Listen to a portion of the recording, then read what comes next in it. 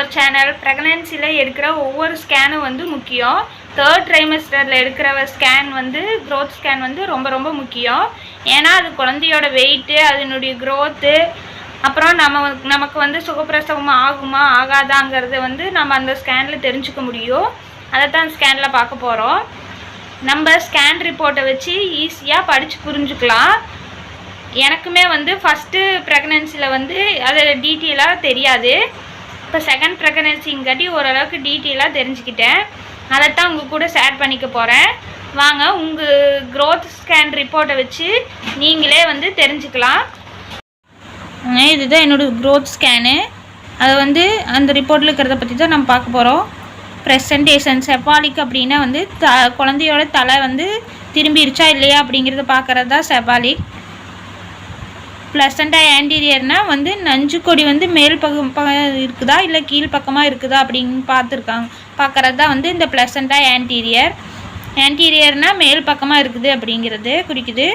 Liqueur normal, அதாவது தண்ணியோட அளவு வந்து நார்மலாக இருக்குதுன்னு சொல்லியிருக்காங்க.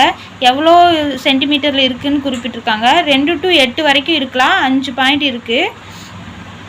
இது வந்து ஹார்ட் பீட் ரேட் கொடுத்துருக்காங்க.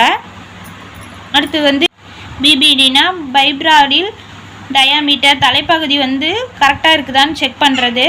ஹச்சிசினா ஹெட் சர்க்கம்ஃபரன்ஸ், தலையோட ஒட்டுமொத்த சுற்றளவையும் வந்து குறிக்கிறது, அளந்து குறிப்பிடுறது இது. ஏசினா அப்டாமினல் சர்க்கம்ஃபரன்ஸ்,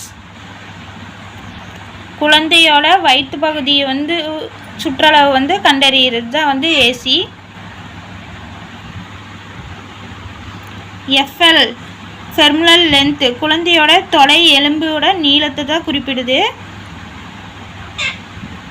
அடுத்தது வந்து இஎஃப்டபிள்யூனா எஸ்டிமேட்டட் ஃபெடல் வெயிட். இந்த நாளையும் வந்து தோராயமாக வச்சு தான், இந்த 4 அளவுகளையும் வச்சு தோராயமாக வந்து ஒரு குறிப்பிட்ட வெயிட் வந்து நமக்கு காமிப்பாங்க. அதுதான் வந்து இந்த இஎஃப்டபிள்யூ. இதுதான் இது வந்து குழந்தையோட வெயிட்டுன்னு நம்ம சொல்கிறோம். இது வந்து 1.5 to 2 வரைக்கும் இருக்கலாம்.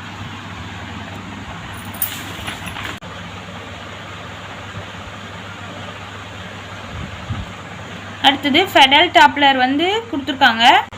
இதுதான் வந்து கடைசியாக பார்க்குறது. அம்னிக்கல் அட்ரி டாப்லர் வந்து நார்மல்னு கொடுத்துருக்காங்க. தொப்புள் கொழி மூலியமாக வந்து குழந்தைக்கு வந்து ரத்த ஓட்டமும் ஆக்சிஜன் வந்து சீராக போகுதா அப்படிங்கிறது. இது வந்து நார்மலாக இருந்தால் குழந்தை வந்து பாதுகாப்பாக இருக்குது அப்படின்னு சொல்கிறாங்க. ஃப்ரெண்ட்ஸ், இப்போ வந்து க்ரோத் ஸ்கேன் பற்றி உங்களுக்கு ஒரு தெளிவான ஐடியா கிடச்சிருக்குன்னு நம்புகிறேன்.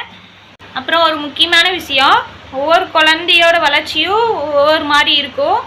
அதனால் வந்து நீங்கள் வந்து ஏதாச்சும் டவுட் இருந்தால் உங்கள் டாக்டர்கிட்ட கேட்டு தெரிஞ்சுக்கோங்க. இந்த வீடியோ உங்களுக்கு பயனுள்ளதாக இருக்குன்னு நம்புகிறேன். பிடிச்சிருந்தா லைக் பண்ணுங்கள், ஷேர் பண்ணுங்கள், கமெண்ட் பண்ணுங்கள். நம்ம சேனலை சப்ஸ்கிரைப் பண்ணி வச்சுக்கோங்க. அடுத்த வீடியோவில் பார்க்கலாம். நன்றி.